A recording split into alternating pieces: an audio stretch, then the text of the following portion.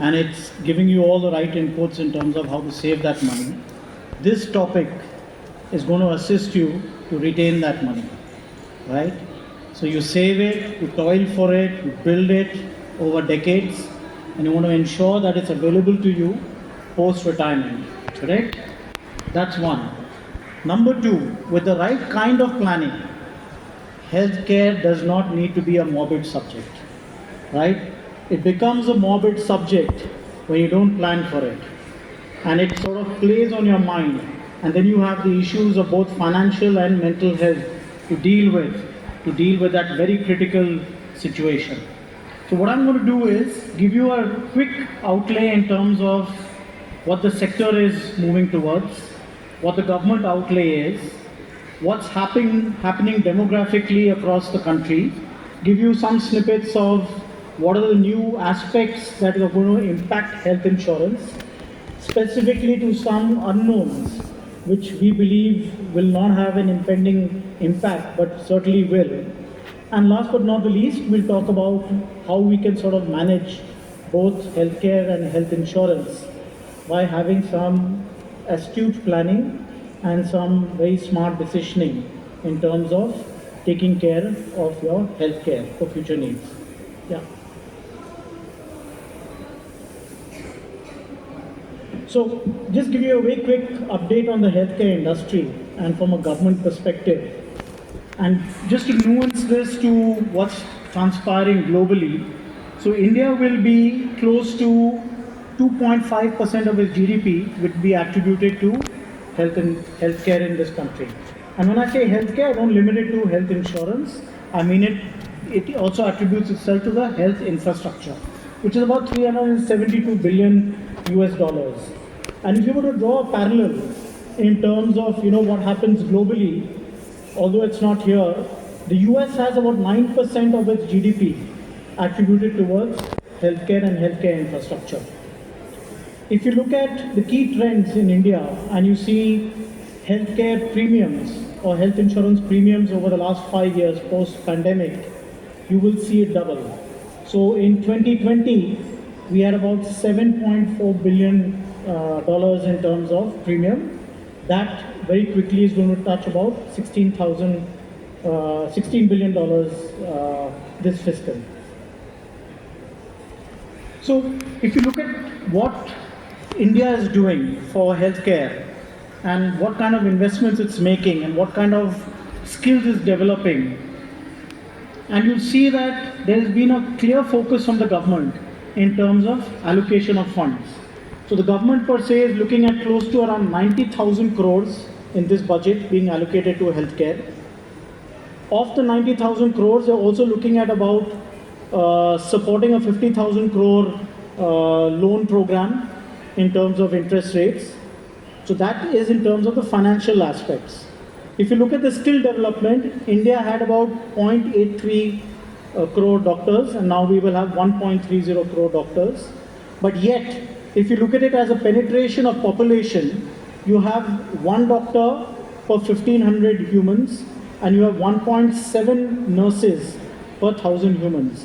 Still grossly understaffed. Nevertheless, it's a move in the right direction.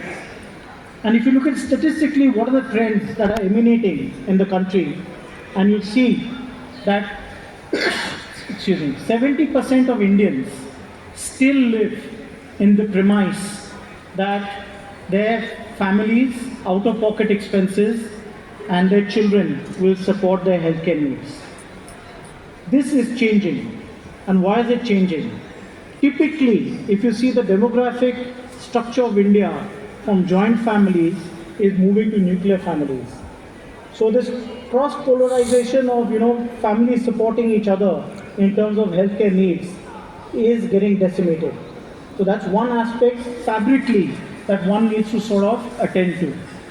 Number two, if you look at the average cost of healthcare of a retiree today, as we see it, is between 10 and 15 lakh rupees, right? And I have a slide later on which will talk about medical inflation versus normal inflation, and we are astounded to see the difference. Number two, you're looking at about a 15% increase or inflation in healthcare costs. Life expectancy is going up because of lifestyle, behaviors, Medicare, and last but not the least, the kind of interventions that are taking place. Recovery periods are much faster. So something like a cancer that could take, 6-7 months to recover, the medication now and some of the treatments like beta treatment, which has precision cancer cell treatment, reduces the recovery period by close to 5 to 6 months. All of this comes at a cost, and therefore that inflation that you see over here. And if you see the senior citizen population of India, that is going to rapidly grow in the next 50 years.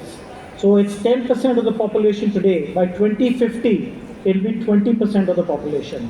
So you're seeing a doubling effect in the next 25 years in terms of the demographic dividend getting evaporated in some sense. So if you look at some of these things that are transpiring, like I mentioned, average healthcare cost is about 10 lakh rupees, annual increase 12 to 15%. Out-of-pocket expenditure in this country is as high as 62%. 62%. So typically, if you look at statistically, 7% of the population in India moves from above the poverty line to below the poverty line only because of healthcare costs. Only. So one chronic disease for a family which has an income of parents and children in the vicinity of 60 to 70 lakh rupees, where the average cost of treatment could be 30-40 lakh rupees, just decimates the family income. People are selling assets, people are selling, dissolving FDs, so on and so forth, to try and finance that.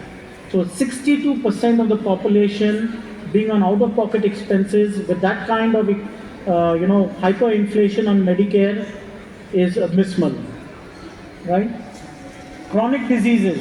65% of Indians now, post the age of 60, have the chance of contriving one chronic disease.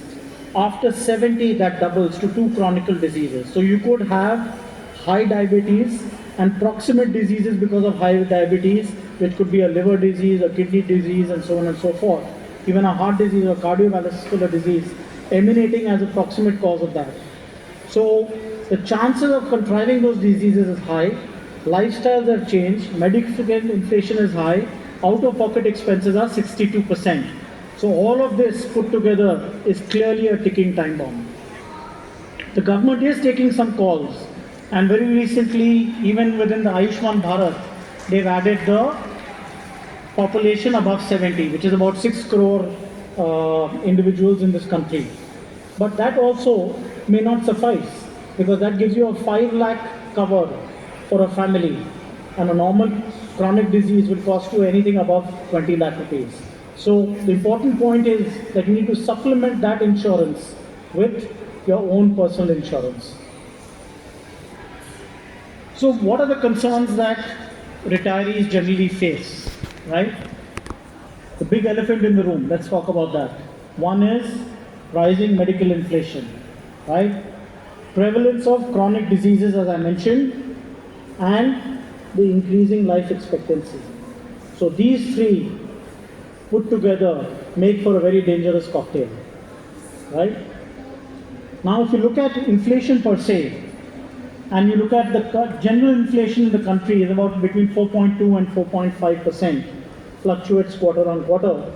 And if you look at the medical inflation, as we see the trend line today, is about 11.7%, and that is going to rapidly grow. I would envisage it to be in the vicinity of 15 to 18% in the next decade. Right? Life expectancy since 2011 and the last census is gone up by another 4 years.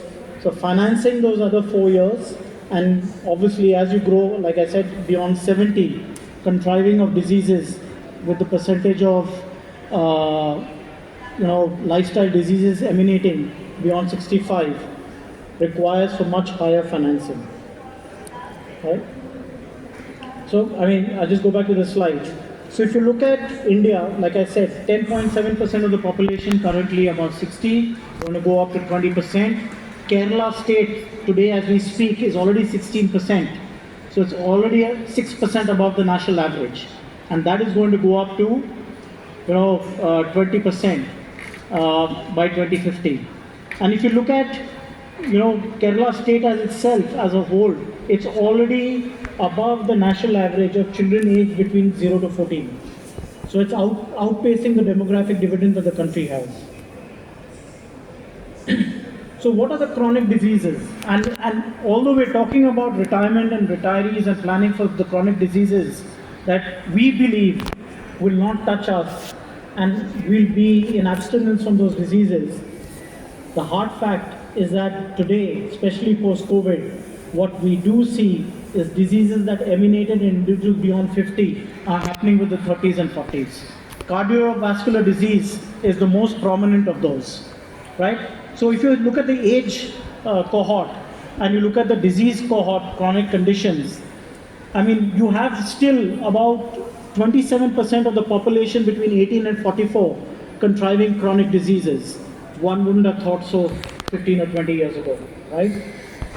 But if you look at it beyond 65, 64% of the population above 65 currently is exposed to 2 or more chronic diseases, right? So what are the concerns emanating from this very reality that's staring at us in the face? Obviously there's a pandemic, and in the news just last week, there was another article where some doctors in the US have said we're staring at another pandemic 30 years down the road. So the distance between two pandemics from 100 years comes down to 30 years. Number 2 is prescription drug costs. Huge inflation over there. So if you look at cancer care drugs, right, the inflation is 2x of what medical inflation is as we speak today. Cost of long-term care. So if you look at hospices, right, where people are living their last stage of life, could cost anything upwards of 50,000 rupees to 75,000 rupees to 100,000 rupees, depending on the quality of the hospice that you're looking at. Like I said, the impact on the family and joint structure, that fabric itself is disseminating, and therefore reliance on family taking care of your healthcare expenses is drastically going down over a period of time. Last but not the least, out-of-pocket expenses. Like I said, 62% of the population funds their own healthcare. Just as a quick raise of hands, how many of you all have an individual health insurance today as we speak? Right? That's still about 30% of the population sitting here. That means this itself defines what's there on the slide. Close to 65% of the population sitting here does not have an individual health insurance policy. So data is speaking for itself. Now, this is what I want to mention, and we very easily avoid this, right? Climate has a big impact on the way your body reacts to that situation, right? And if you look at the varying climate situations over the last 5 years, it's sort of oscillating from extreme heat to extreme cold to extreme floods, extreme earthquakes, and the medium is sort of getting impacted lower. And you look at the extremes, those eventualities are much higher. And what's coming out, and even if you look at the healthcare data and the claims data, clearly if you see a flood situation in a place like we just had one in Gujarat and you had one in Assam, and you look at the impending disease patterns in hospitals within 6 months of that situation, you will see there would be high waterborne diseases, cholera, malaria, you would have cardiovascular situations, you would have kidney infections, liver infections, all emanating from there. So if you look at precipitation, you look at extreme weather disasters, Delhi itself this summer had huge issues on sunstrokes, heart diseases emanating from extreme heat. We went up to close to 46, 47 degrees in the summer. If you look at the winters with the high pollution levels over here, you'll see bronchial and heart diseases go up extremely. You'll see a spike post-December, leading up right into March. So you see vector-borne diseases, you see water-related diseases, and you see the pathogens evolve over a period of time, right? So even the medication sometimes is not keeping pace with the pathogens. And there are articles where antibiotics today aren't sort of having the kind of impact on diseases and pathogens that they had as recently as 4 or 5 years ago. So, what do we do as a country? Health insurance premiums are increasing, yes. People are more aware, yes. Is it increasing at the pace that you want it to increase? Absolutely no. So people would, buy a car, buy a holiday, buy stuff, an iPhone or upgrade their phone. But how many people think of buying a new health insurance or upgrading their health insurance or ensuring that they're protecting their future and their retirement years with an insurance in their early years? And there are advantages to that, and I'll talk about that a little later. Right? So what are the economic pressures on retirement savings? Right? Clearly the most obvious one is you could spend 30 years saving and you could spend exactly 3 months absolving. Right? It takes one chronic incident to wipe out your 30 years of saving. So why don't you look at building a health savings account or a fund which funds your out-of-pocket expenses in your post-retirement years? And more importantly, why don't you look at buying a health insurance earlier? The advantages of that particularly are that as you age, you will contrive lifestyle diseases like diabetes and so on and so forth. If you buy the health insurance earlier, the waiting periods would have taken care of those lifestyle diseases and you will be covered for them when you need it. There's no point buying one when you've already contrived the disease, because 9 out of 10 times insurance company will either eliminate it from your coverage or even not even insure your coverage, right? So the reason why I said you need to buy it earlier is buy it when you're healthy, you don't need it, so that when you need it, you have everything covered, right? So preparing for retirement and the mitigation measures. So before 40, 50, like I said, opt for saving towards health insurance, buy a comprehensive health insurance. And when I mean comprehensive health insurance, I mean you buy a health insurance, you buy a critical insurance, critical insurance, you buy a surgical benefit insurance. Insurance products have become extremely innovative.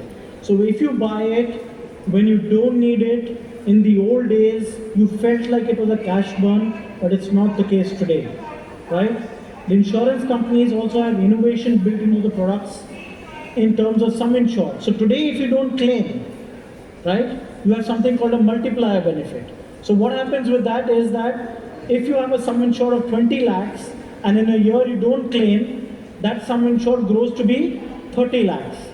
And the second year you don't claim, that sum insured grows to be 40 lakhs. And the biggest advantage of that is the premium that you're paying for that 40 lakh sum insured, because you're healthy and you bought insurance, is the premium that you're paying for the 20 lakh sum insured actually. The balance 20 comes from a no claim benefit. But if you buy it after you contrive a disease, none of this happens. You don't get that benefit. Right? So how do you look at health insurance? There are multiple ways of looking at it, right? Now, you could very well say that I will fund the first 1 or 2 lakhs of treatment. So the easiest thing is to buy something called a top-up cover. What happens with the top-up cover? It is just a fraction of the cost of the base cover. So it sits on top of your basic Medicare. So if you say, okay, if I get into a hospital, I will pay the first 2 lakhs in terms of Medicare cost. I can afford it. I'll pay for it. And my top-up cover kicks in after 2 lakhs. So if you buy a 10 lakh top-up cover, any Medicare cost above 2 lakhs, right up to for 10 lakh rupees gets covered for by the insurance company. And the premium for that is just 30% of the base cover. So that's one way to look at it.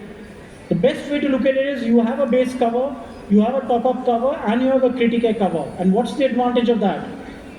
God forbid you can even buy a vector-borne disease cover, which is separate. Now, I'll tell you the advantage of that. You have a health insurance worth 20 lakh rupees, and you contrive dengue, which is transpiring these days, typhoid, dengue. It's pretty rampant as we speak right now. And you go out into the hospital, and you have just a 30,000 rupee expenditure for dengue care. But what has happened? If you claim it in your base cover and you've not bought a vector-borne disease cover separately, for 30,000 rupees, you've lost the multiplier benefit of 10 lakh rupees. Why would you want to lose that, right? So option 2 is you look at a comprehensive health cover so that you're building insurance for as you're aging. and you have that sum insured available to you when you most need it. What you don't want is an insurance product that doesn't cater to your healthcare needs when you most desire it. The other aspect is that most people look at just having a basic cover of 4 or 5 lakh rupees. That's under insurance. That's the worst situation. Because if you get into a hospital and you have 10 lakh claim, you paid premium for a 5 lakh rupee insurance, and on top of that you had an out-of-pocket expense of 5 lakh rupees by paying that bill in the hospital. So having the right insurance is critical. So there are other ways of mitigating, healthcare risk. Most importantly is focusing on preventive care. So most insurance covers now have preventive care built into the app, and they have something called an OPD benefit. For example, we in Bajaj, if you pay a premium of 10,000 rupees, you have a premium OPD benefit of 20,000 rupees. What that really means is that if you don't get admitted in a hospital, but you're visiting a doctor, your child is going to a doctor, you have to take some x-rays, you have to take some CT scans, and you're not getting admitted in a hospital, but this is just preventive healthcare or some health checkups that you're doing. It's all funded for by the OPD cover. So the advantage is you're not utilizing your IPD cover, you're utilizing your OPD cover, you're understanding your health status, which then gives you a direction in terms of what you should do with your health insurance. Like I said earlier, you build an emergency fund and you ensure that you leverage the government schemes too. For whatever it is worth, it's important that you leverage those schemes. It's available for you. If you're 70 plus, please leverage those schemes. Apart from that, there's telemedicine, there's healthcare at home. All these are inbuilt now into the innovation of health insurance products. We also have something called a elderly care. So we have a healthcare rider, a senior care rider within Bajaj, which has a fault detection app. Now most people in nuclear families, the parents could be in Bombay and the children could be in the US, right? God forbid if the parent falls and it's a single living parent in their house, how does the child know? So this fault detection app, if the parent falls, example, I'm just talking about innovation on products, and there's no response from the parent, this app signals to the call center of the insurance company. The insurance company calls up the parent. If the parent answers and he approves that he's fine, that's where it ends. If the parent doesn't answer, there's an automatic ambulance sent to the parent's house. And a dual call goes to the caregiver, which could be the nominee like the son or the daughter or whoever it may be. So that's the kind of innovation that is available with healthcare. Excuse me, and health insurance. Right? What is really also playing up is cognitive care, right? And Alzheimer's, mental health, all of that is got a large play in healthcare today. Insurance products cover these two, right? And the Government of India and the IRDA, which is a regulatory body for insurance in India, has also mandated Ayush treatment to be part of the health insurance product. So you could today now, as of today, also look at alternative treatments. So if you have a leaning towards alternative treatments, your healthcare and your health insurance takes care of that too. That was it. I hope this was useful. If there's any questions, I'm happy to answer them. Thank you very much.